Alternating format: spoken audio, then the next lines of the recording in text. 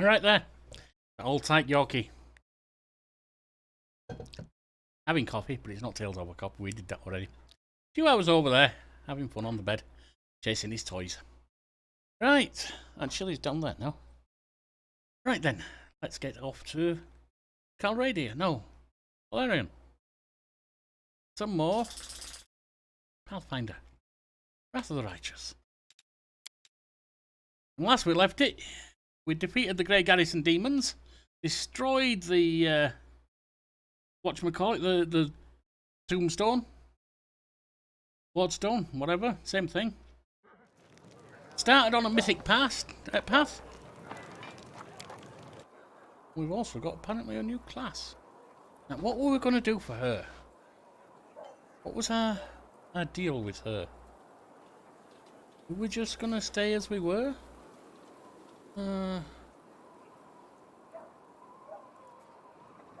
We're going to do that because we wanted her priest stuff to healing and harming stuff to keep up with. But none of the others really work.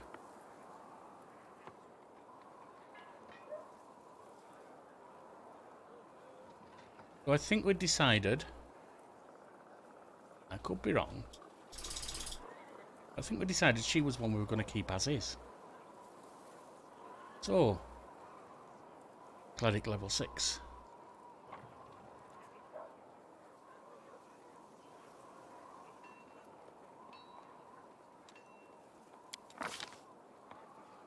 Nine skill points. Well, bloody hell.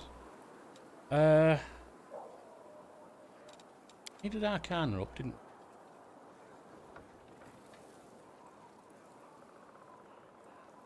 No, did we decide to go dragon? I don't think we did.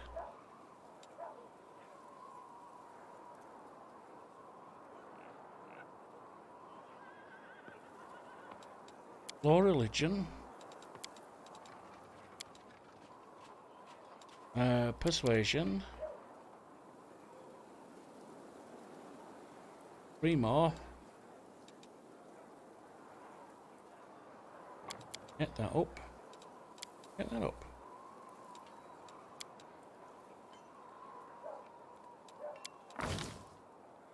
It's done. And that's done. You, my friend.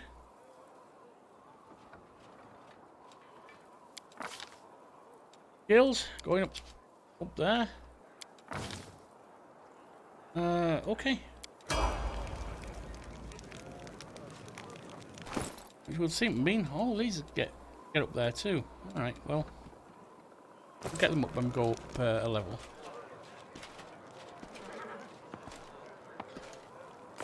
It's our job right now. Wildstorm Legacy. The Outcast. Wait for Kalissa to be revealed. Sword of Valor. This is the last chapter. This is for this chapter. The fight for Canabres marked the beginning of the 5th Crusade. The next objective is Dresden, once the capital of the Crusader movement, and now a demon citadel. Who will win? It's an equation with an infinite number of unknowns. The finest military minds failed to bring an end to this war, but now a leader now stands in command. One different from all the others, and perhaps this new variable will produce a different result. Make it to Dresden. The army sets off from Canabres to Dresden. Between the two cities are miles and miles of lands maimed by the claws of the abyss. How many of those who set out will reach their destination alive? Will anyone join them along the way? Time is a luxury they do not have. The chances that the army, the whole situation, will change unpredictably increase with each passing day. Beginning of a long road. Also, this is the last chapter for this. I think that's true for Crusader Quest as well. The fight for Canabres is over, and the hero has received the honor she deserves. Now she is a Crusader's Knight Commander. Queen Galfrey of Mendev personally placed the army under her command, and together they conducted a troop review. Only a few steps remain. Prepare for the long road to an unknown goal. Talk to the Queen. We have. The Queen is waiting in the command tent to explain to the commander the task she has been set. Meanwhile, Commander has some time to personally evaluate fighting ability of a new army. Examine the campsite. Find the location of recruits from Neresian. Examine the campsite of Canabres. So that's Eagle Watch, Neresian, Canabres, Knights. Talk to the quartermaster. Okay. Fifth Crusade. This one carries on, it looks like. Find something else that once belonged to Terendelev. Okay. Companion quest. Visit the nameless ruins with Ninio. League of Inspiring Cart. Visit the abandoned Houndheart camp. Elon and his friends. Just check that.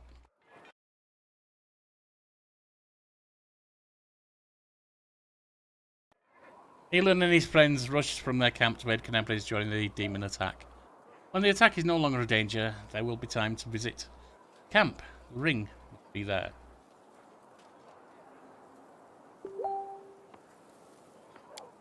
Crusader Quest is the last chapter for this. Laymen believe that a military commander's success is built on intellect, insight, and personal courage. However, all these qualities are useless if the leader lacks one that matters most: unshakable authority among the rank and file. Yeah, if they're splitting and running, that's not going to help you.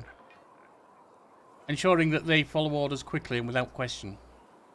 Also good. The commander assumed control of the Crusader army only recently, and she will have to quickly master the art of managing a military host. The commander's early success or failures in a new post will determine whether the soldiers trust her leadership or lose faith in her. A band of cultists. Wipe out a band of cultists and find the lost relic of the Crusaders. A band of cultists who participated in the attack on Canabres is retreating in the direction of Dresden. The first task of the commander's army is to capture and eliminate them. According to chronicles, one of the Crusaders' relics was lost in the lands of the commander's army. Is about to pass through. The power of this artifact would be useful in March on Dresden. Perhaps it would be wise to spend some time carefully exploring the bank of the West Helen.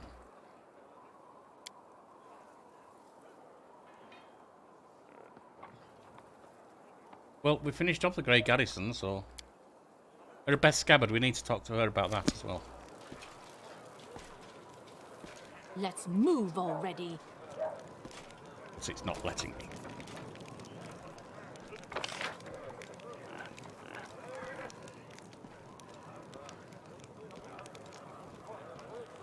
Apple tent. Go up there.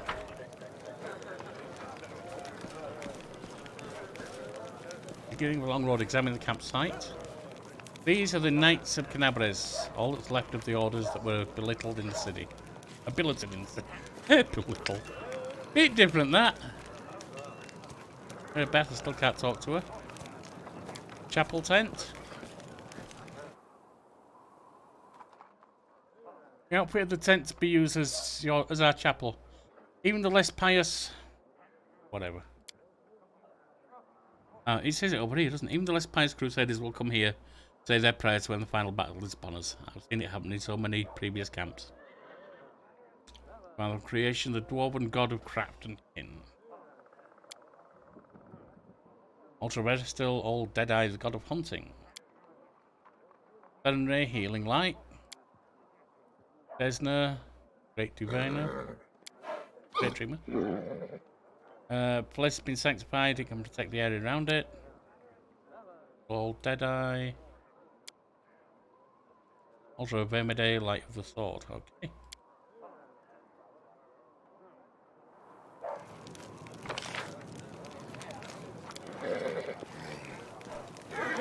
Field medic.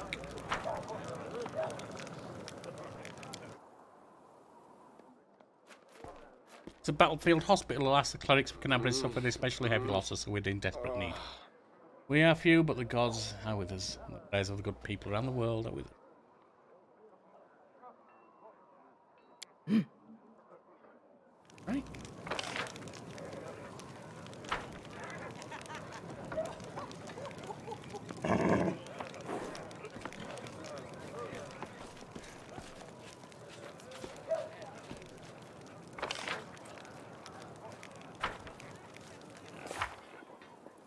What else do we have to do? Eagle Watch. Russian Quartermaster.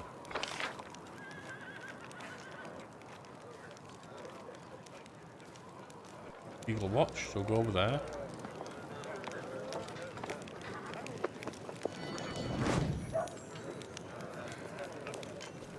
Storyteller.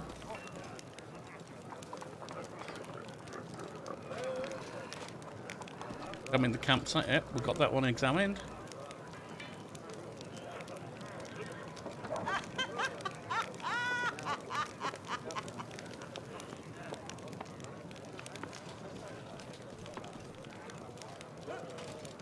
One's examined.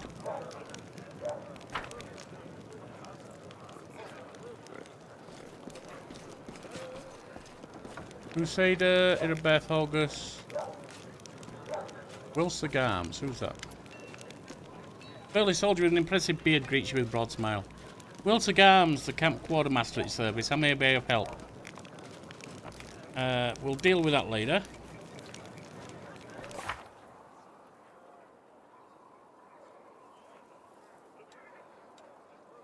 And next is talk to the Queen. First off, can I talk to her? Erebeth's just not talking to me right now, is she? Storyteller was over here, wasn't they?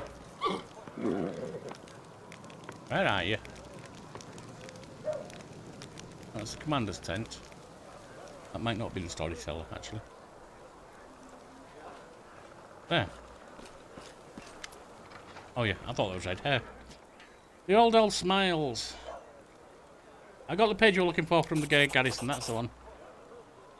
Storyteller carefully takes the page from his hands. His fingers touch the ancient letters gently. Examine them lightly, following their lines. I see. Self. Young, energetic, able to see. Oh gods, have I found the key to my past? Finally, I will find out what my own mind has been hiding from me. 330 experience. The elf's expression becomes withdrawn. The wrinkles on his face soften. Thank you, Fitzmaurice. Thank you, and please, follow me to my story. Let us embark on this journey together. The storyteller inhales a few sharp times and begins his story. They are leaving. The people of Keonin faced the coming earthfall and admitted that they were incapable of handling the disaster. Proud rulers, artful crafters, brave warriors, wise mages, and skilled healers, all of them hurried to get to the gate of Sovereign. Looking around fearfully. A clean, safe world is waiting for them out there. My people decided not to fight for Golarion. I'm ashamed, and I'm sorry for them.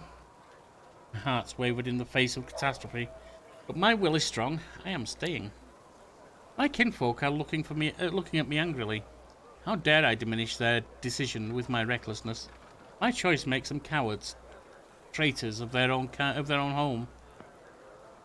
One of them, my former mentor, looks at me bitterly. He hands me a neat notebook with a tree bark cover. In case you change your mind, with a heavy sigh, he returns to the line of those departing. Forgive me, brothers and sisters. I watch the gate of the Sovereign stone close, separating me from them. Time for me to go too. I open my master's notebook.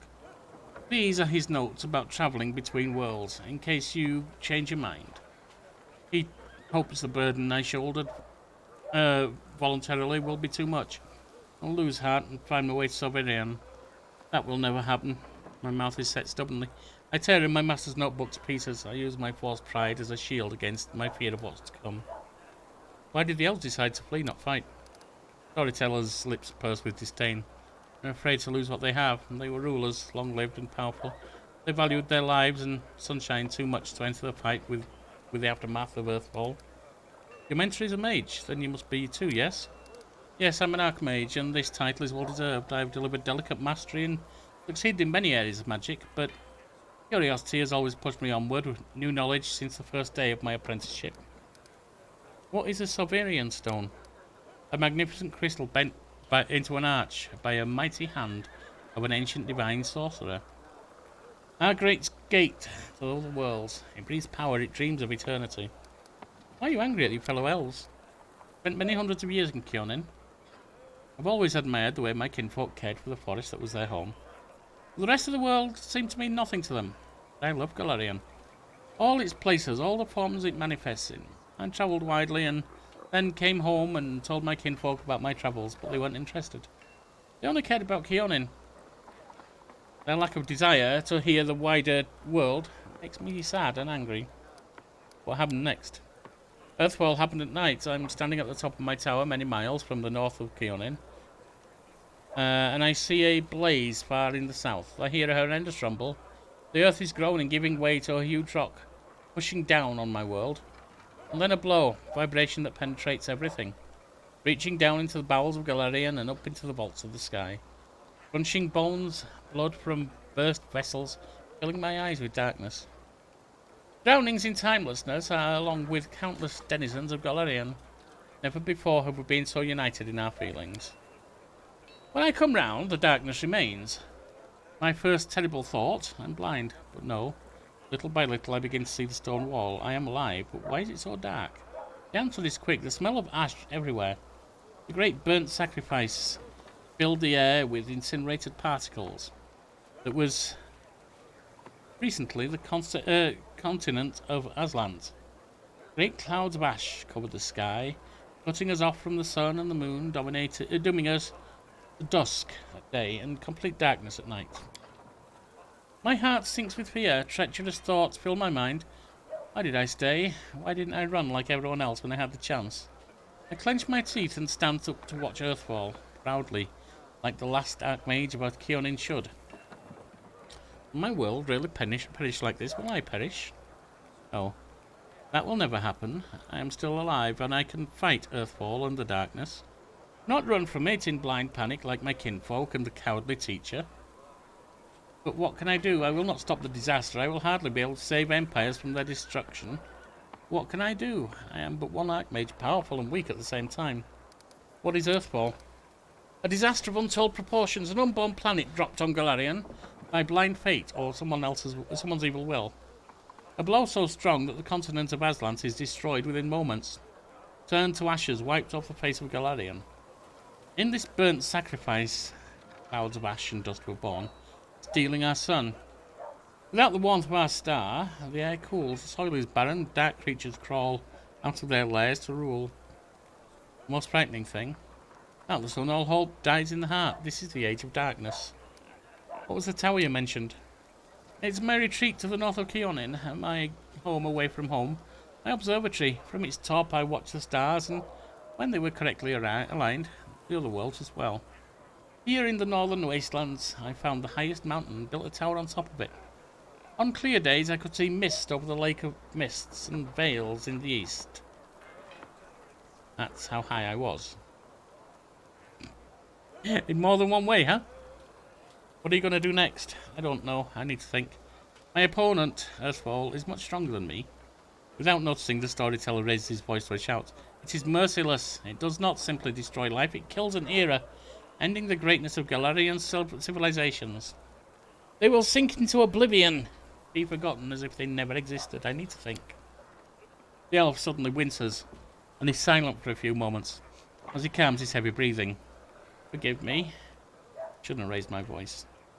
The story was much harder than many before it, but likely because I played the main role in it. It's so strange to see myself feel the emotions tearing me up inside, those that I felt a long time ago, and not remember them. It's like I split. I became both the storyteller and the main character. Too bad the story ended at that moment. Please, if you find other pages covered with ancient elven writings on your travels, bring them to me. I might be able to shed some light on my past, and we will find out how my story ended, perhaps even why I forgot it. Tell me about Earthfall. They are leaving. The people of Keonin faced the coming Earthfall and admitted that they were incapable of handling the disaster. Proud rulers, artful crafters, brave warriors, wise mages, skilled healers, all of them hurry to the gate of Sovereign. Looking around fearfully, the clean, safe world is waiting for them there. My people decided not to fight for Galarian. I am ashamed. I'm sorry for them. Their hearts wavered in the face of the catastrophe. But my will is strong. I am staying. My kinfolk are looking at me angrily. How dare I diminish their decision with my recklessness? Yeah, we've seen this.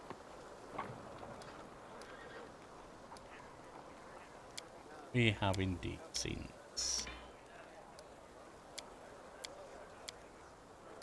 Thank you for your stories. Have you decided to join the crusade? I've decided not to, I'm afraid. My path and the path of the crusade lead in the same direction, but alas, they are not yet one and the same. After the demons were driven from Canabres, the path into the world room became open. Only temporarily. I'm planning on using this opportunity to visit. The elf falls silent. It doesn't matter now. I'd hate to bore you with the details of my adventure. It may prove useless even for myself. However, I'll try to return to the Crusaders and aid them in their confrontation with the demons after I'm done. I hope to meet you again in this world rather than the next. Good luck. Alright, so that's that.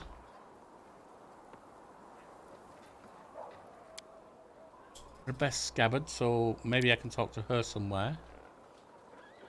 Find the lost relic of the Crusaders, wipe out the cultist band. Visit the abandoned Houndheart's camp. Nameless ruins, so I've got to start using Nenio.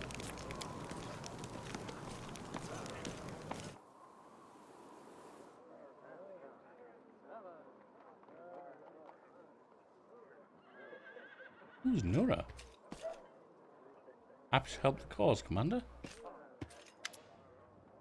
The Queen greets you with a stare. She has dropped the pompous air with which she had just announced the Fifth Crusade.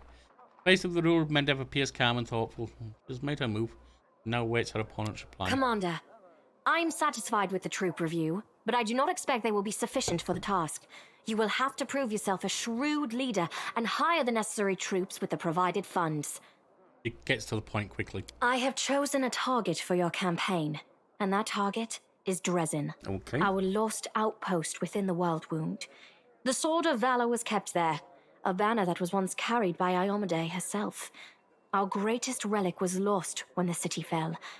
I should make one thing clear from the start. The Sword of Valor is no mere symbol, but a powerful weapon against demons. The holiness of the banner weakens them and robs them of one of their most dangerous abilities, teleportation. Useful. A forced march to Dresden awaits you. The Sword of Valor is kept somewhere within the Citadel. The demons probably think it's a hunting trophy. Its recovery is just as important as retaking the city itself. I hope the task is clear. I'm sending 2 specialists to help you, along with the soldiers. A historian, Nura Denduar, and a cleric, Soziel Danik. The Queen nods to the human man and the young halfling woman standing next to her. Hi! Listen, it's amazing here. Nice. It's like I'm in a ballad. There's knights in shining armor, deadly dangers, glorious feats. We are going to show those demons. I'm so tired of sitting in a library reading books about history. It's time I took part in it. Okay. I'm glad to help our cause, Commander. If you have some time later, I'd like to speak with you further. You'll have plenty of time to talk. You're the Knight Commander's people now, her trusted advisors and companions. Now then, will you please leave us? Irabeth, you can go too. When we met at the Defender's Heart, I never imagined you'd make me commander of the new crusade. Some actions may be deemed bold, or even extreme, and beyond those, there are some you might call the Queen's last resort. I am not a simple monarch. I am at war with the Abyss, a war which has lasted over 100 years. I cannot allow myself the luxury of caution. In you, I see a chance, and I am willing to stake everything on it. That's a gamble. However, you cannot blame me for putting you in charge of the crusade. I only formalized what had already happened in the hearts and Fair minds point. of many. People spoke of the power that descended upon you and helped you save the Wardstones from corruption and total destruction. Word of this feat quickly spread far beyond the borders of Mendev. There was no other person who could better fit the role of Knight Commander of the Fifth Crusade. I have some questions about my mission to retake Dresden. Of course, I shall answer. How did the demons manage to conquer Dresden? That's a good question. Its walls were built by dwarf craftsmen, and the power of the Sword of Valor protected the city. Alas, where raging hordes failed, a single lying tongue was all they needed to succeed. The demoness Minago convinced a young and ambitious crusader named Staunton Vane that the banner belonged on the battlefield. He went on a daring and unapproved raid, and the banner ended up in the enemy's hands. The city fell soon after. Ever since then, for 7 decades, it has served as a citadel for the forces of the Abyss. Staunton Vane, I saw him at the Great Garrison. He defected to the demon Oh, side. really? I wasn't informed of this. After Dresden fell because of Staunton, he was nearly sentenced to death. He deserved it. In wartime, men are hanged for far less. But you have no idea what a terrible sight it is. A raging crowd of crusaders baying for blood. Never have my fighters looked so much like the demons we are fighting. I commuted Staunton's sentence and stripped him of his rank. Not just for him, but for my army and my country. We are not Hell Knights. We do not maintain discipline with public executions. You should have exiled him, let him go wherever he wanted. That way he would have either changed his life for the better or realised he had no one to blame but himself. Perhaps exile would have been a more merciful sentence than decades of service among those who despised him. I was hoping he might atone for his guilt with a heroic act, but he likely decided that atonement was impossible, and he might as well give himself over to evil. Well, he was with people who hated him, you said so yourself. What forces are at my disposal? Everyone we saw today at the parade. First among them, the Eagle Watch, who remain a powerful force thanks to Irabeth's resourcefulness. Also marching with you are several minor knightly orders, as the minor volunteer units like to be called. And finally, I have personally selected some recruits from Neurosian. They have little in the way of battle experience, but great determination and a thirst to prove themselves. I've always thought that an army benefits from at least one such unit. These forces, as I said, are not enough for a march on Dresden. You will have to hire additional troops with the funds that have been provided to you. But for a brave commander, and I hope you are one, that is just the beginning. If you retake Dresden, recover the holy power of the Sword of Valor, and gain a foothold in the region, then new armies will join under your banner. True. The Fifth Crusade is only beginning. Many battles and victories lie ahead. It's been decades and no one's managed to retake the city. Why do you think we're different? We have a chance now that we haven't seen in decades. But it's more than that. You created this chance for us by foiling the demons' plans in Canabris. The army who attacked the city came straight from Dresden. Demon hordes from the Abyss are usually encamped there, but many of them perished on the streets of Canabris. We must attack swiftly, before they can restore their forces. When the city is free and the Sword of Valor appears before our soldiers, they won't be sending in any more reinforcements. Demons cannot teleport into an area protected by the banner of the goddess. What about long-term goals? Do you know how to get rid of the world Now forever? you are talking like a real knight commander. However, answering your question is not easy. To win this war, we must bar the demon's way. There are a few planar rifts leading to the Abyss across the territory we call the World Wound. The best specialists we could find have tried to close them on separate occasions, with no success, as you may have guessed. The World Wound is more than just a chain of portals to the Abyss. We do not understand its nature yet. The methods of rift closure known to magical science simply do not work here. However, we have a hypothesis, and a rather well-grounded one, that we must begin at the source of the problem, the place where the World Wound was opened. Okay. The main rift lies through the city of Iz and the Threshold Fortress, deep in the former lands of Socorus. We have never managed to fight our way so far and gain a foothold to allow the mages to explore the origins of the World Wound. So, the next step, after you succeed in Dresden, is an offensive push deeper into the World Wound, with the aim of reaching Threshold, the very threshold of the Abyss. I have no more questions. Wonderful. Did you know the soul of angels of heaven are confined in the Wardstone? I had guessed as much. Many angels fought alongside us in the First Crusade. Heaven was unable to mobilize its full might to aid us, but individual celestials volunteered to fight for our cause. Then one day, they all vanished, saying that they were setting off on an important mission.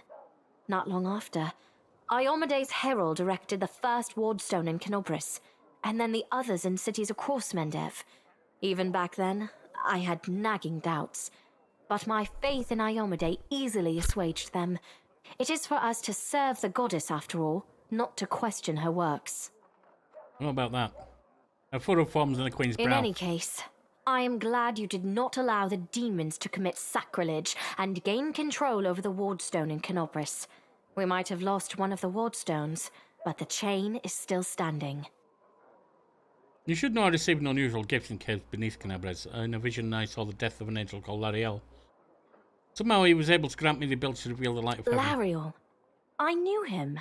He disappeared shortly before the world wound grew, and Dresden fell into the enemy's hands. In the chaos, we had more important concerns than investigating the fate of a single angel. Even one so righteous and beloved as Lariel. And afterward, matters took a turn for the worse. The angels left us to go on their special mission. It is so strange to hear the names I used to hear when I was young, like getting a message from the past. It is sad news, but it brings me back to the times when we strongly believed in our victory, and we rushed headlong toward it without fear. Could it be that such times have come again? And what are you going to do? Overlooking a spot of insubordination just at the moment. However, I shall answer you. I shall prepare the defenses at Nerosian and all the other border cities and plan the future of the Fifth Crusade. Does that satisfy your curiosity, Knight Commander? My Queen, I ask you to remain with us. The Dresden campaign is the hope of the Crusade and the blessing of Iomede. See, I'm between good and evil, but I'm certainly not lawful. I'm chaotic. Here, a polite attempt to appeal to the conscience of an old sovereign? I don't know if you realize what you're suggesting. If our enemies in the depths of the wound were to discover that I was with your army, they would immediately send their most vicious demons to attack. They would stop at nothing to be rid of me, and thereby sow chaos across Mendev. But you are right. I shouldn't be sitting it out in the rear. I am a warrior queen, and a queen of warriors. Yet my fighters have forgotten what I look like. Fine. I shall join the crusade, but on my own terms. First, I shall assemble my entourage and lead the parade out of the camp. I shall catch up with you later, along with a few hand-picked bodyguards. We'll change our armor, and I'll become a knight of a minor order and join the troops incognito. Cool. Until we approach Dresden, no one should know I am among you. But before we storm the city, I shall show myself to the troops and join the battle. Let it be a surprise for the demons. I hope you won't complain of my company on the road, Commander, since you were the one who insisted upon it. Do you have any other questions? Hey, I won't complain. If you're a warrior, I'm looking for a warrior to replace, not Anivia, what the hell's her name? Camellia. Task is clear. Then let's get going. Yep.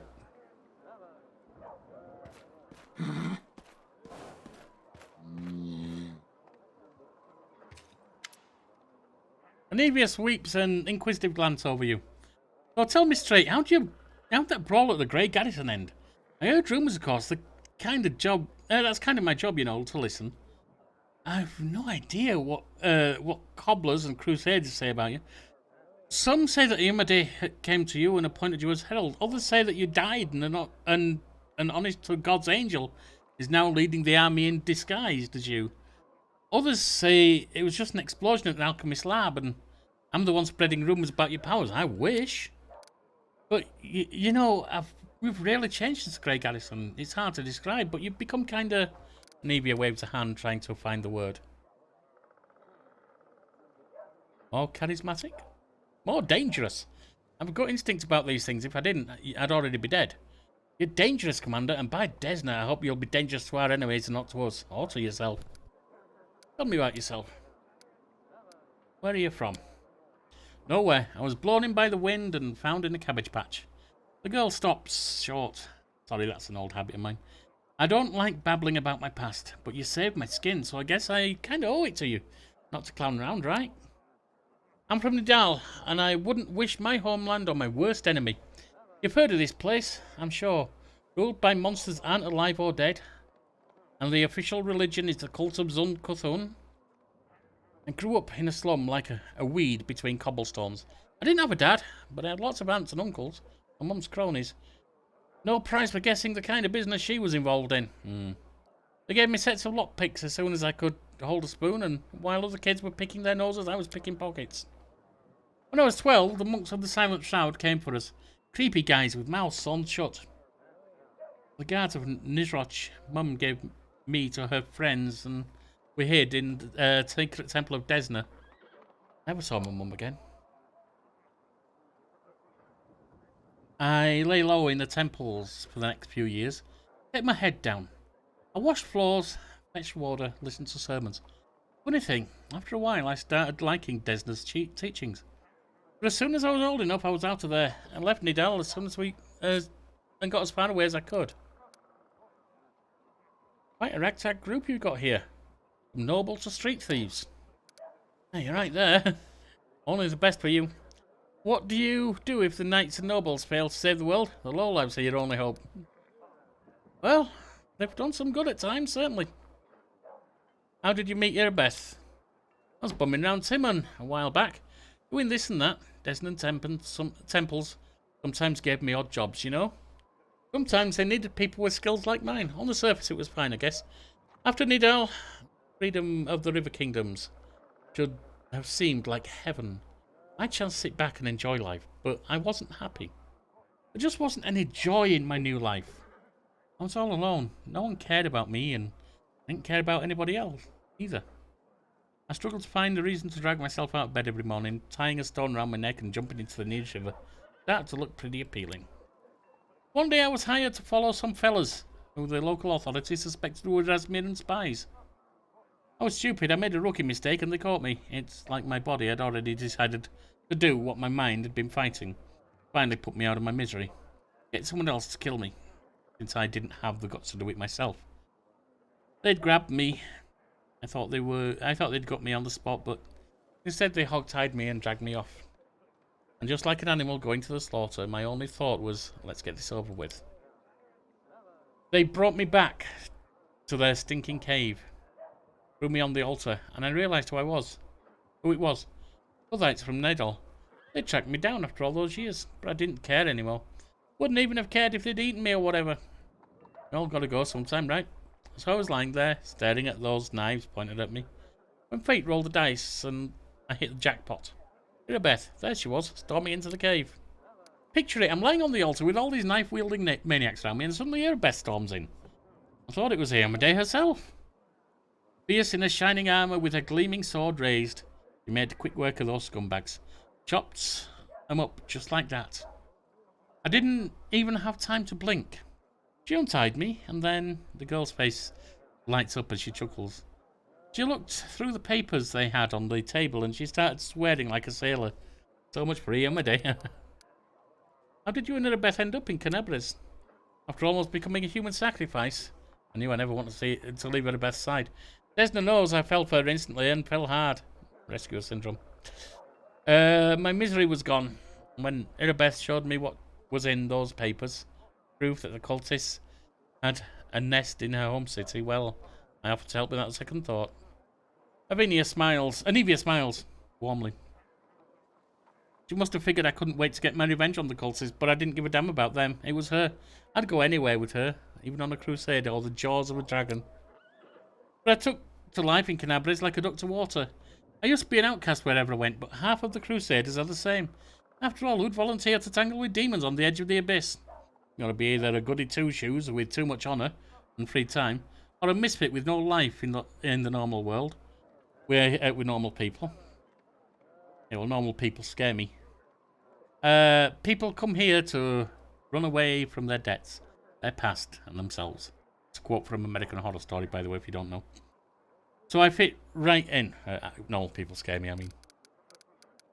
What's it like living with Erebeth? It's like living. Without her, I wouldn't be. Seriously, if I were alone, I'd definitely be gone by now. Sure, sometimes we argue, you can't deny that.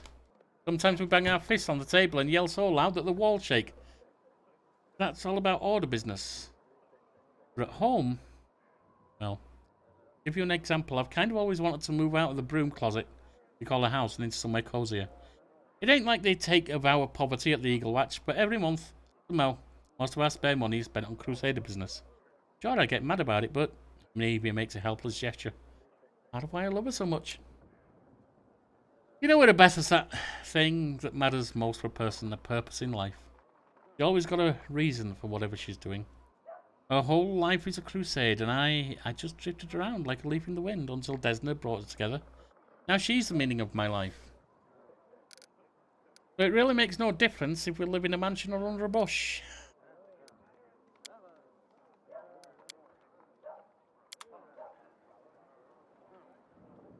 I'm not sure what to say about that one.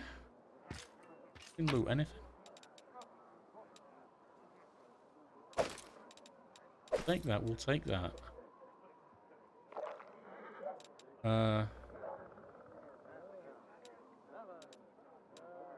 All the others just basic loot, isn't it?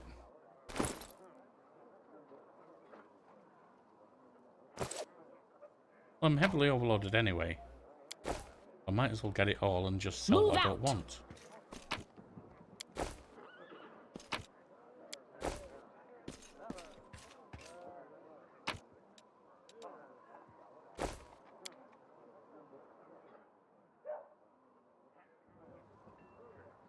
It's a bed. I don't need to go to sleep right now.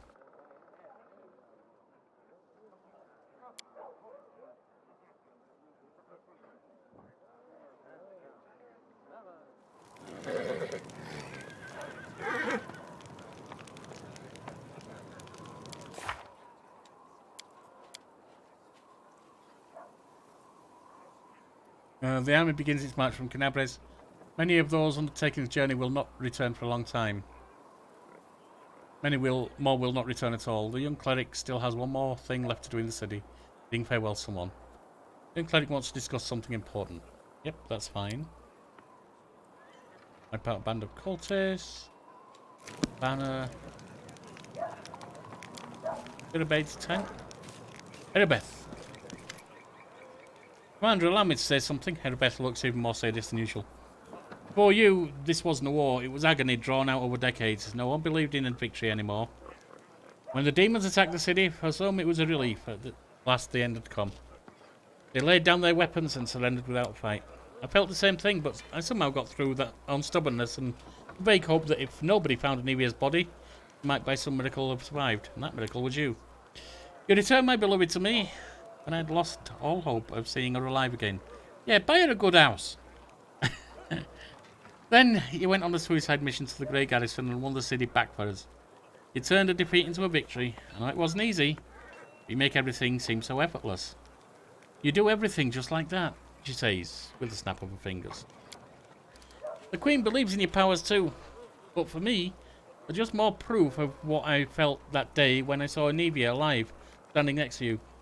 You're the miracle that we've been waiting for. You're the one who will finally put an end to the terrible war. And in spite of everything, deliver us the victory we so desperately need. With you, I'm sure this crusade will achieve something others could not. I found a scabbard with your family name on it in the Grey Garrison. Alright, we've got that one. Scabbard of Heirloom Sword lost. Beth looks down. This scabbard held the solemn hour of my family's sword. My father once fought with it, and I took it when I left home to become a paladin. Alas, it was not stolen. I parted with my heirloom willingly to help someone dear to me. Anivia needed expensive healing, and having no other way to... yeah. On my father's sword. I think he would have understood. I'm sure he would have given up everything to help the family. I hoped to redeem the solemn hour eventually, but there was never enough money, and soon the sword disappeared from the pawn shop altogether. I have no idea who took it. Seems like I'll have to part with my father's secret forever. Is Anivia sick? You'll forgive me if I don't go into detail. Private matter. Suffice it to say, everything is fine now. I can see you truly love her. A delicate blush appears on Erebeth's cheeks. She nods silently. Erebeth lovingly traced the name imprinted on the silver scabbard's leather. My parents were loyal servants, yet it wasn't enough to earn them a title or a coat of arms. Still, however humble my name might be, it is worth something. I don't know if I'll ever see Solomar again, but at least I have its scabbard back. Thank you. But it turns out the Queen has a head of counterintelligence watching me. I wonder why. The Queen doesn't trust you. If that were true, she wouldn't have put you in charge of his army. My main task is to be your advisor until you've gained enough experience as a commander. As for counterintelligence, Anivia and I were tasked with keeping an eye on your inner circle. But you're not under any suspicion, Commander. You're under our protection. We need reinforcements. Can you get us more soldiers? Beth Browns. When we began the march from Dresden, we chose speed over numbers. I ordered more volunteers to be recruited. They simply won't arrive in time. We could pay majors to deliver troops to camp, except I doubt that our army coffers could afford it. We can spare 7,500 gold. We'll see to our reinforcements. Perhaps later. Command. I have to go.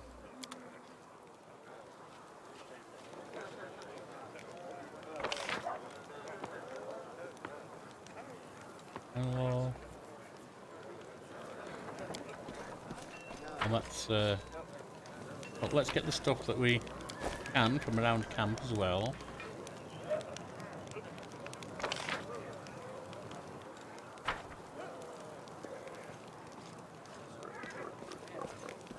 That.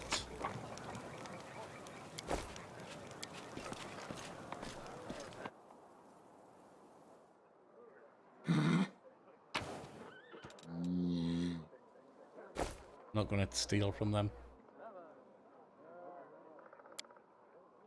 Not for a few gold. Those are my people.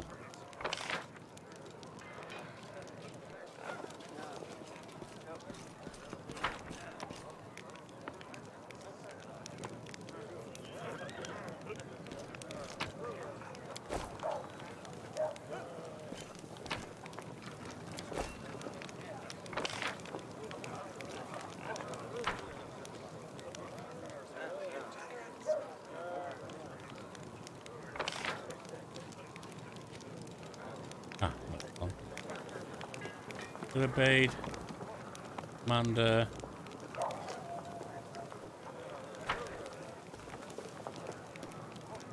That's that.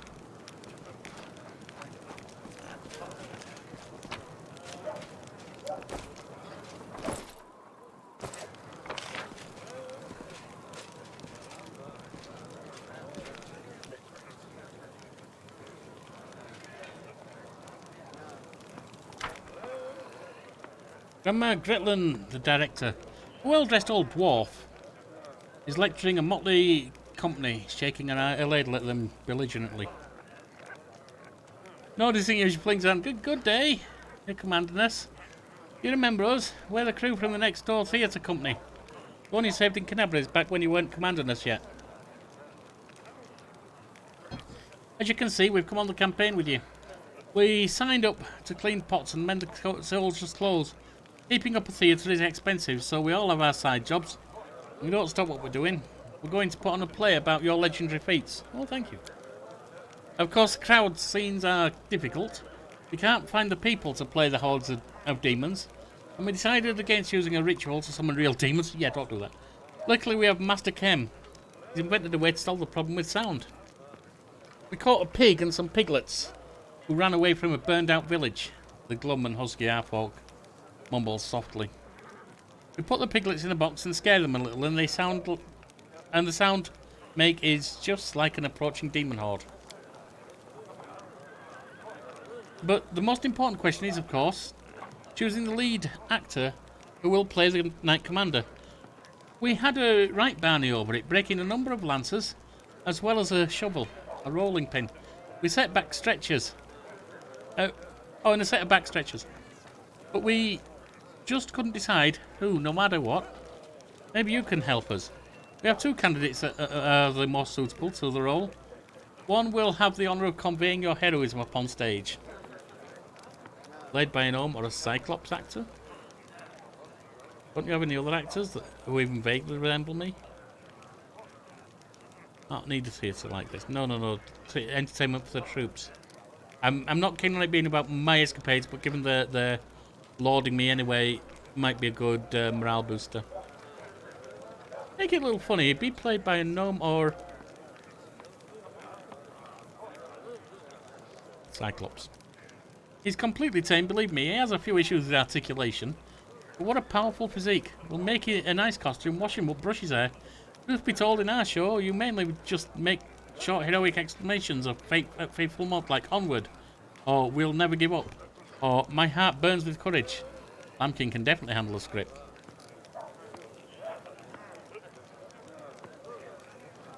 Alright. A gnome? Not a gnome, two gnomes. Rubbledum and Harifant are twins. One of them sits on the other's shoulders and puts a long coat so they can play the characters. They switch places every so often, which gets a moment of fame. Do you have any other actors? A small and poorly funded company. Nope, that's fine. Alright, made my decision. You're the director, it's your choice. Wonderful. Sorry we took you away from important things. Heroes and commanders do. Off to rehearse. I mean, first we'll wash some pots and we're off to the rehearsal. Let's go, you lazy lumps. Don't embarrass your old grandma now. Yeah, on the one hand, the Cyclops could be imposing and majestic. On the other hand, and of course, is a member of a group who face a lot of oppression, which is a good way of teaching not to do that. On the other hand, the gnomes on top of each other's shoulders could be kind of humorous and give people a laugh. Which wouldn't be a bad thing right now.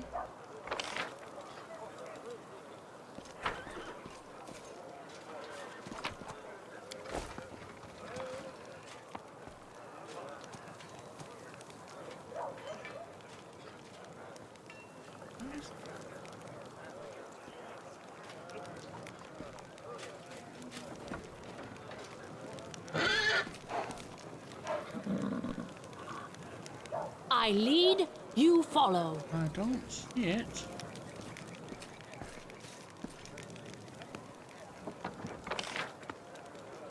Never mind.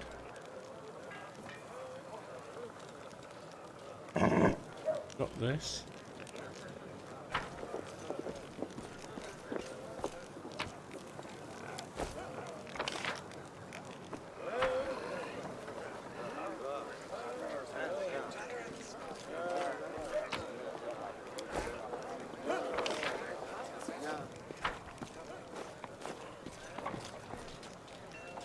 There. May Canabras be damned. Wait on Canabra, okay. Unless... let's collect it. Let's then have a read of it.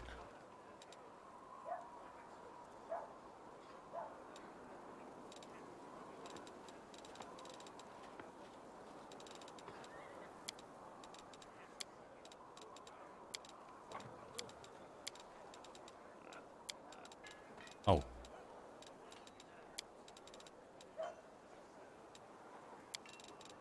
Not actually going to read it. But it might be something I can talk to someone about.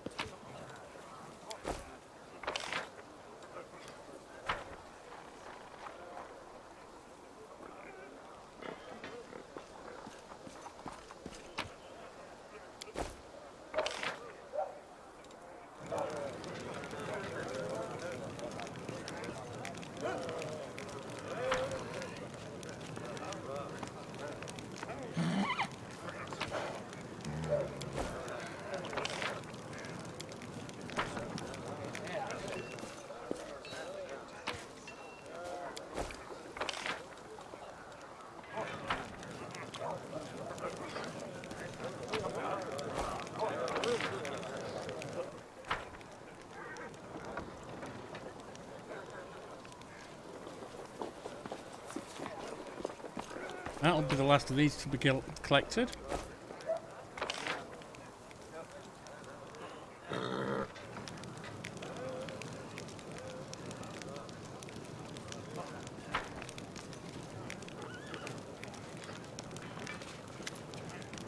Show me what you have.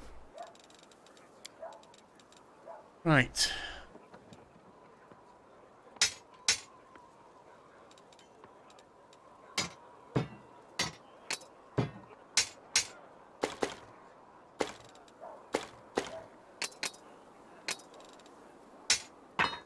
of everything that's not magic.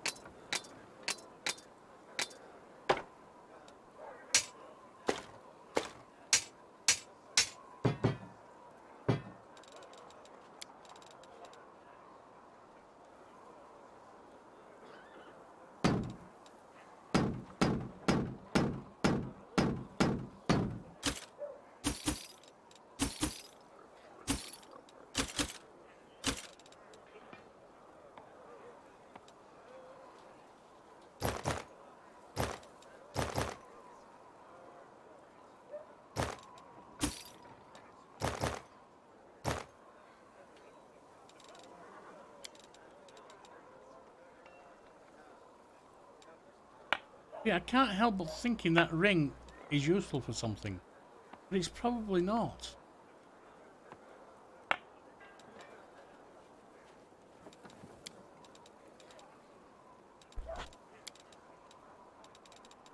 What's that? Woven tankard allows its owner to summon Zata under a haste spell once per day. The owner can summon a single little end Zata at 9th level, onto one little end and 2 advanced Bralani. Oh, that's possibly useful. Use person, okay.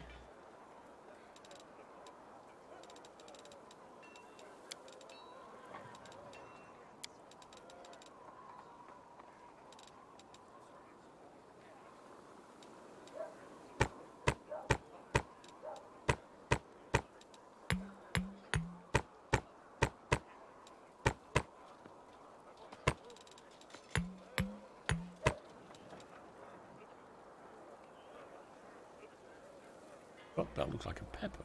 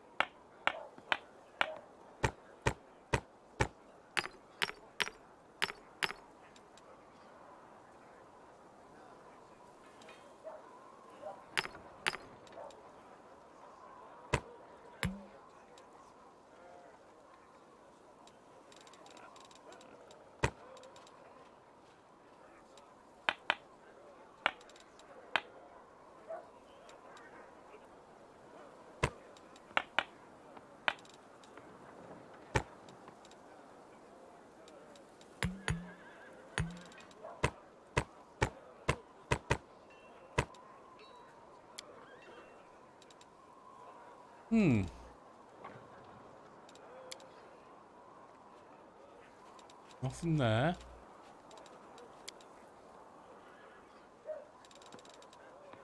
Buckler I've got.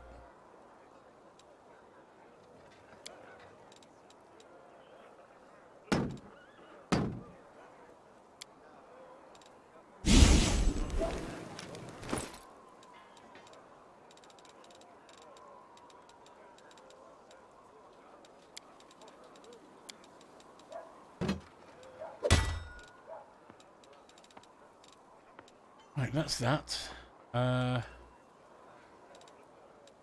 Anything about them right now? About that, the collapsed Warhammer one-handed versus heavy mails of fire. Oh, I can't use the Warhammer. Duh. That kind of decides which one you use, doesn't it?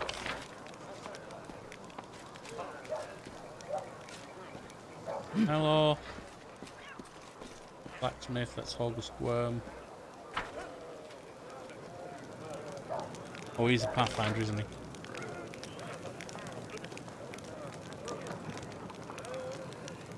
Nora's tent.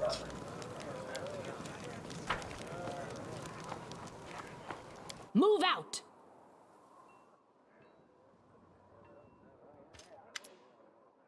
Right, Commander, how can I help you? There is so much I can do. Just ask. Nora looks at you with eyes filled with enthusiasm. She's holding a notebook and a jeweler's inkwell. Probably heard about the wound I have, the one that sometimes opens on my chest. Can you perhaps tell me if it's some kind of demonic curse? Yes, indeed, I've been told about your affliction. Nora appears at the centre of your chest.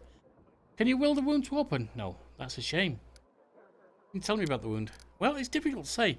I know of blades that leave never-healing cuts of poison that stop wounds from healing. I've heard of witches' curses that are rewarded with eternal wounds, but wounds that seem to reopen and heal over time. Perhaps you know of other cases like this. Let's think. In 4671, a Mendevian army corporal had all his bones and cartilage turned to glass. In 4700, the scribe in Canabris had all her skin simply come away like she's been boiled. And in 4638, oh! You don't happen to have insects crawling all over you? Locusts? No? Rats, perhaps? Too bad. Nora looks at you with genuine regret. You think it's dangerous? It most likely is dangerous, but you're under the protection of Iomade, Commander. She's granted you mythic power, as they say. Surely the Inheritor would not leave you to face this alone. Have you perhaps noticed that the wound opens at moments when you waver in faith? Perhaps it's triggered by doubt. Thanks for your answers. Tell me about yourself, I suppose. Oh my, I could tell you so many things. So many amazing things. But you just chose the most boring one of all. But alright, I'll tell you about myself. Where are you from? Isga, a small piece of land that proudly calls itself a country, but hasn't been independent for a single day in all its centuries of existence. They have a lot of national pride, but all of it is borrowed. Always looking to the day when they can at least be free from rule of Cheliax. Isga love talking politics. If two of them start bargaining over beets at the market, you can be sure that they'll end up arguing about whether an independent Isga will be a monarchy or a republic. I've always found it funny to listen to, and a little disgusting. You see, there are lots of us halflings in the country, but very few are citizens. Most are slaves. I was lucky. I've always been clever. Ever since I was little. So they sent me to school instead of making me do grunt work. They taught me to count and write, and I was sold as a secretary to Lord Alaxir Tresbot. He's the one I left Isgar with, never to return, I hope. How did you come to serve Queen Galfrey? I was a slave of Lord Alaxir Tresbot in Isgar in my homeland. Oh, what a man he was. He towered over his fellows like a rock over a heap of garbage. A true fellow. A true hero. He bought me as a simple secretary, but he made me learn the history of the world wound. All of it, one volume after another. He hired tutors for me.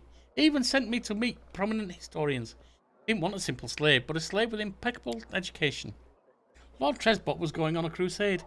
He firmly believed that the servants of the good gods were weak, and only a follower of Asmodeus could stand against a demon invasion.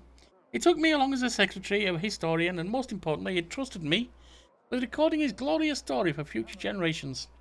In his crusade, Lord Tresbot performed many brave feats. Even he could not stand against the world wound alone. In his final battle with the demons, when my lord realised he was doomed, his final act was to cover my retreat, but I could tell the world of his great deeds. Some people have said what he did was not heroic, just an elegant moron puffing himself up one last time. For I say, curse their tongues. My difficult journey ended in Mendev, where I found my freedom. There I published Lord Tresbot's biography, and I don't want to boast, but who am I kidding? Of course I do. The book sold in great numbers and made me rather famous for a time. That's what brought me to the Queen's attention. She invited me to her court. After all, she was curious about my deceased lord, and she was in great need of an expert on the history of the world wound. I hope you'll find me useful as well. So you're not just a historian, but a writer too. Will you write a book about my crusade? Why not? As soon as we finish off the demons, I'll get right to it. Just take care that you don't end up like Lord Tresbot. You wish for a deity? She makes a wry face. When I was a slave in Isgar, they would beat me with a stick and force me into believing in Asmodeus. They hit me and said it was for my own good. Ever since then, I don't like temples. I realise there are different gods like Desra and Caden who teach goodness and freedom. But it's just, as soon as I smell frankincense, I see the slave driver's stick. Maybe one day I'll be able to turn to a deity without cringing from a blow, for not being reverent enough. But now I let others pray for me. Nora's smile trembles and collapses. Nora sounds sincere, but you feel that she's holding something back. Thank you for your answers. You're welcome. A lot of text in this one. We'll finish up with the camp. Yeah, definitely we'll finish when we're done in the camp. Tell me about the history of the world wound. Oh, I could tell that for hours. What exactly do you want to know? Tell me about old Sarkoris. It was an unforgiving country, inhabited by numerous tribes of Kelid barbarians.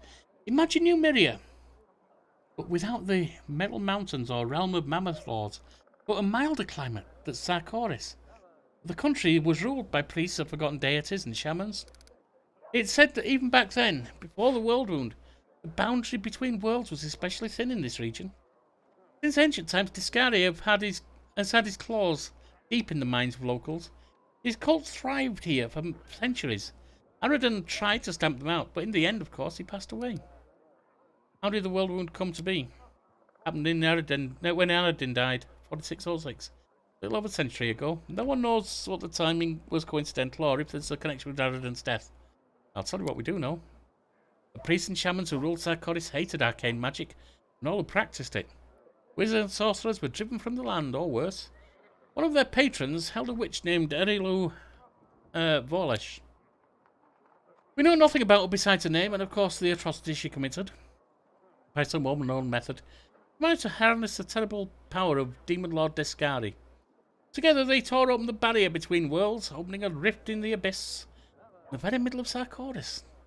The world wound slowly but mercilessly opened, devouring more and more land. In a matter of years, Sarkoris was a memory. After a moment of silence, Nora adds softly, sometimes I think, what did they do to Erilu in that prison? Just imagine she was ready to give herself to the abyss. Only the demons might devour her tortures along with her. To imagine such hatred, it terrifies me. Tell me about the First Crusade. It began in 4622. Yes, it took the Church and the secular authorities nearly 2 decades and hundreds of thousands lives before they decided to take action. In the meantime, Sarkoris was only supported by a handful of volunteers. By the time the crusade began, the demons had already invaded Mendev. The Crusaders pushed them back in what must have been a total triumph at the time. Forces of good easily crushing the demons in all fronts. They erected Dresden in the lands that they conquered, an indestructible fortress and capital of the Crusader movement. In 4630, 8 years after it began, the First Crusade was declared victorious. It was the first triumph of the Crusaders, and unfortunately, the last.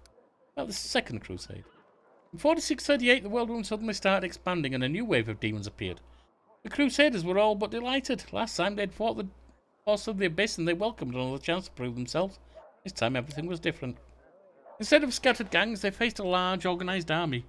Dresden was besieged, and the Crusaders lost all the lands they'd won back. They had to retreat, and all that remained of Sarkoris was left to the demons. But while the monsters were devouring the unprotected lands, the Crusaders erected a chain of wardstones along the border with the world wound. We have Eomede and a herald to thank for their help. It was the Second Crusade's only victory, but it halted the wound's growth. The catastrophe had become a stalemate, at the cost of tremendous sacrifice. Tell me about the Third Crusade. About 50 years after the opening of the world wound, Descari found an ally, Baphomet, entered the war, a cunning, insidious demon lord who prefers deception to open conquest. He sets his enemies against each other and lures the virtuous onto the path of wickedness. Traitors appeared among the Crusaders, secret agents of his cult. For a time, no one suspected a thing, even as they watched helplessly as Crusaders' movement fell to ruin. Where once Valor proudly stood, now greed and dumb cruelty reigned. An outrage was drowned in apathy. In 4665, the Church announced a new crusade, hoping to boost morale. Didn't succeed, to put it mildly. Some fought the demons in earnest, and for a while, they even dared hope to retake Dresden. But the Third Crusade was remembered as a witch hunt in every sense. Inquisitors hoped to purge any cultists from the ranks of the fighters, but instead they got a barrage of denunciations, widespread suspicion, and innocent victims. It sometimes happened that two orders would denounce each other as traitors and wipe each other out, much to the demons' delight. Just 3 years later, in 4668, the Church put this disgrace to an end. Of all the crusades, that one was the least glorious. And the Fourth Crusade? Of course, the demons had no intention of sitting quietly behind the wardstone. They kept attacking Canabres, trying to reach the stone and destroy it, or just scratch its surface. Or even, if that wasn't possible, befoul it. The Crusaders drove the demons away from the city again and again. The Fourth Crusade would last for 15 years. An exhausting study in positional warfare. The demons attacked and were pushed back. The Crusaders went on the offensive but were forced to retreat. And all the while the losses were tremendous. The Fourth Crusade's only achievement was that they didn't let a single wardstone fall. They didn't retake a sliver of land, to say nothing of Dresden. So many lives just had to maintain the stalemate. Imagine how that affected morale. Thank you for your answers. I have to go. Right, out we go.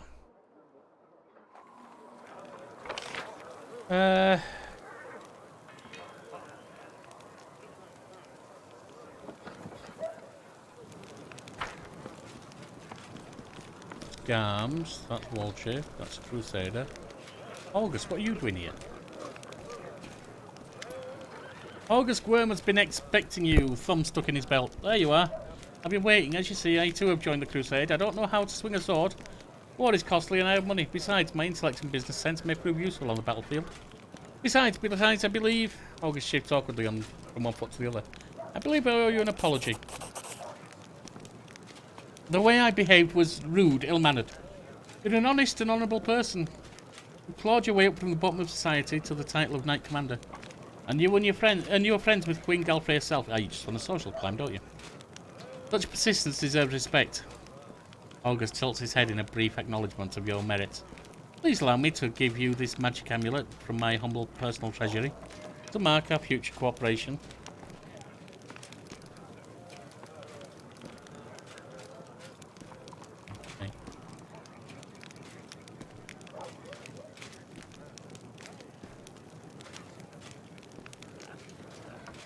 What can you tell me about Count... Yeah, that's one.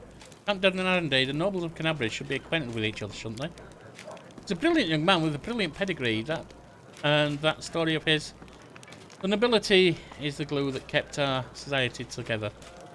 I suppose that is why demons so often choose their estates as primary targets. Who would notice the demons' bloody massacres if they slaughtered poor country folk? The Arenday family shared the tragic plight of the Worms. Along with many other members of nobility, they fell victim to treacherous attacks during a major celebration taking place at their family estate. I hadn't received an invitation and was slightly insulted by the snub, but it turned out to be a blessing in disguise. The gods saved me from a terrible fate. All the guests died that day from a magical demon disease. I sympathised with the Count deeply. He's endured so much, and it's no wonder he keeps himself aloof from me. I think this is due to the fact that August Worm's fate so resembles his own, and we both have to relive those horrible memories every time we see each other.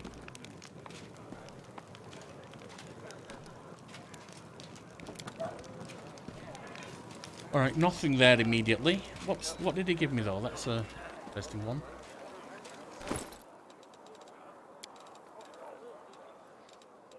That is cloak resistance +1. Resistance definite.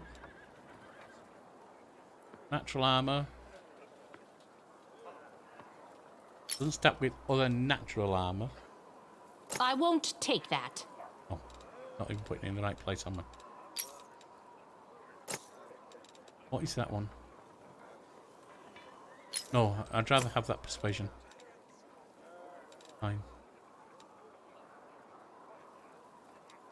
Hey. Head on!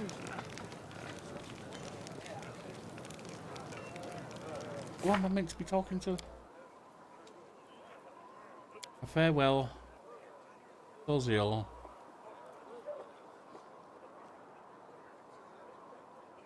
Where is he though?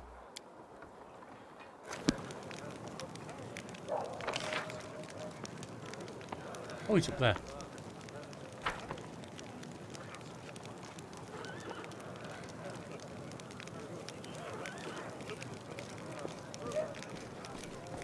Hello again. I'm very pleased to meet you. Thank you for taking the time to talk to me. The young cleric stands before an easel, the brush hovering over the canvas without touching it. Instead of painting, the young man absentmindedly gazed at the sky of Canabres, which is still streaked with towering plumes of black smoke. It's a pity I wasn't there at the Grey Garrison to witness your feats of strength with my own eyes. The flash, however, could be seen miles and miles away. Some people were frightened of it, thinking that the demons had blown up the remains of the keep. I, for one, knew immediately that it was a good sign. The light above the city showed us that there was still hope. Who are you, and how could you possibly be any use to my army? My name is Sozio Vanek. I am a cleric of Shaylin, the Eternal Rose and the Goddess of Beauty. Yes, I know that many people would consider me useless in a war. This is not a usual war, though. Just consider our enemy. The Abyss and his demons are the very embodiment of everything evil and ugly in the world. Perhaps a disciple of kindness and beauty might come in handy. I have no doubt that we will win this war, Commander. We just have to. It is our destiny. My role is to help you, and all those standing by your side in this struggle, to survive and flourish. Everyone deserves the chance to find peace and happiness in the world that they are defending so selflessly. What are you painting? The cleric's eyes linger mournfully on the canvas. The unfinished painting depicts a temple crowned with rainbow-tailed bird, symbol of Shellin. The 5 people are dressed in robes, stand before the temple. Men and women, young and old, they all gaze back at you with radiant happiness. My brothers and sisters in faith. They sent me for help, and then they saved my life, Commander. If the Prioress hadn't ordered me to escape the city and seek help, I would have died right along with them. Instead, I met Queen Galfrey on her way to Nerosian, and hurriedly returned to Canabres, only to find my friends dead on the steps of our desecrated temple. I want to draw them the way they live on in my memory. Wise, beautiful, and loyal to their goddess and their city to the very end. Nice way you have to treasure every moment you spend with the ones you love. Today you're together, but who knows what tomorrow brings. You're right. I took their company for granted and never even imagined that they might just disappear in the blink of an eye. So many words left unspoken.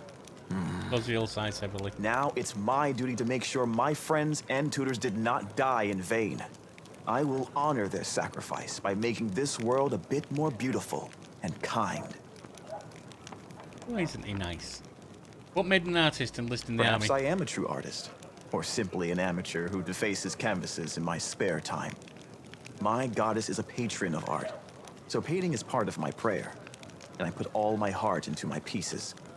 But I am a cleric above all else, so I must also tend to others. I went to war because here's where I'm most needed. Sure, I could be painting idyllic landscapes and offering empty prayers to my goddess, but that won't stop people from dying. My goddess has no tolerance for false piety. You wanted to discuss something with me, right? Yes, I have a personal request. Before we undertake our journey and leave Canabres behind, I would like to visit Martyr Zacharias' cemetery for a funeral.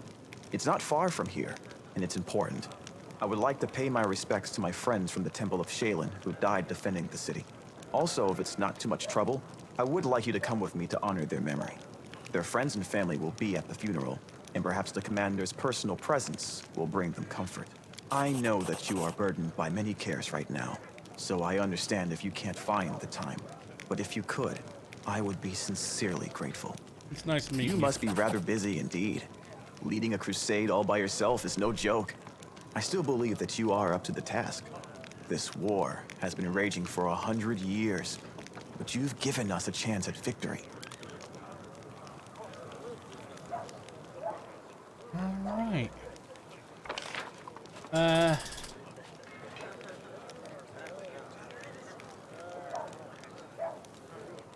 Go to the Terabade one again.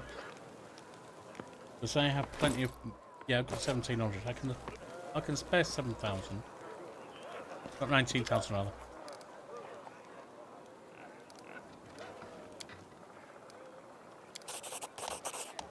If 2 of your armies stand next to each other on the global map, you can transfer units between them by clicking on the button that appears next to the army name. On exchanging troops, the number of movement points for each army will become equal to the lowest value among the 2. Clicking the I button and next to the army's name on the left will take you to the army management. Here you can set your unit's starting position at the beginning of combat. You split your units by holding control or shift, moving the unit to a different slot. You can also create a new army by clicking on the button on the right. Okay. It done. A short bow. I thought he said with a short bow. Get away!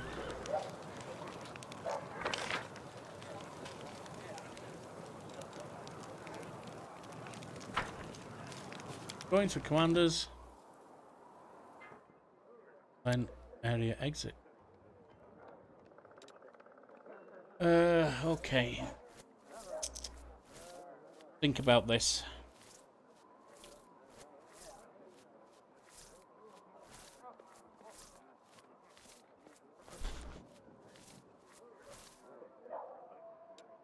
Firstly, I need to drop you for Nino. I've got to go do something for them. And you...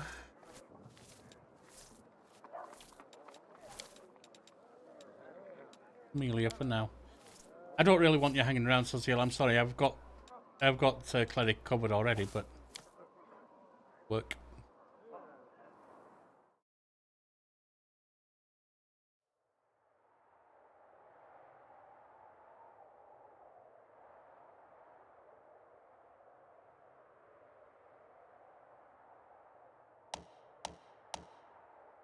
Now control armies on the global map. Winning battles against demon forces will provide you with a number of benefits, such as resources to help your economy, relics which can be turned into powerful new items, etc. Okay. But the first thing, well, there's a demon army.